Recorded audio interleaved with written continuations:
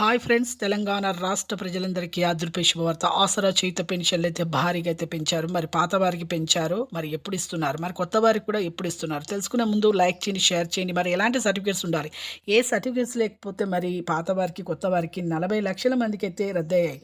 మరి తెలుసుకునే ముందు లైక్ చేయండి, షేర్ చేయండి, సబ్స్క్రైబ్ చేయండి. ఒక లైక్ చేయడం వల్ల వీడియో అనేది బూస్టప్ అవుతుంది, అందరికీ ఈ విషయం సమాచారం అనేది తెలుస్తుంది. ఇక లేట్ చేయకుండా వీడియోలోకి వెళ్ళే ముందు పక్కనున్న bell icon all symbol button నొక్కండి.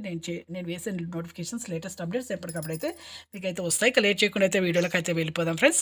ప్రతి ఒక్కరికి కూడా ఇక పాత వారికి ఆసరా చేయుత పెన్షన్లు అయితే వృద్ధులకి, వితంతువులకి, వికలాంగులకి అందరికీ పెంచడం జరిగింది. వృద్ధులకి, వితంతులు ఒంటరి మహిళ 4,000 రూపాయలు, వికలాంగులకి 6,000 రూపాయలు అయితే పెంచారు.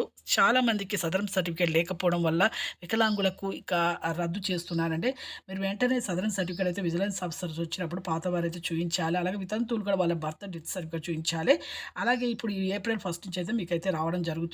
కొత్త వారికి, వృద్ధులకి, వితంతువులకి, డయాబెటిస్ వాళ్ళకి, క్యాన్సర్, హెచ్ఐవి బాధ 4,000, అలాగే వికలాంగులకి 6,000 వీళ్ళకి కూడా ఏప్రిల్ 1 నుంచి అయితే వస్తాయి.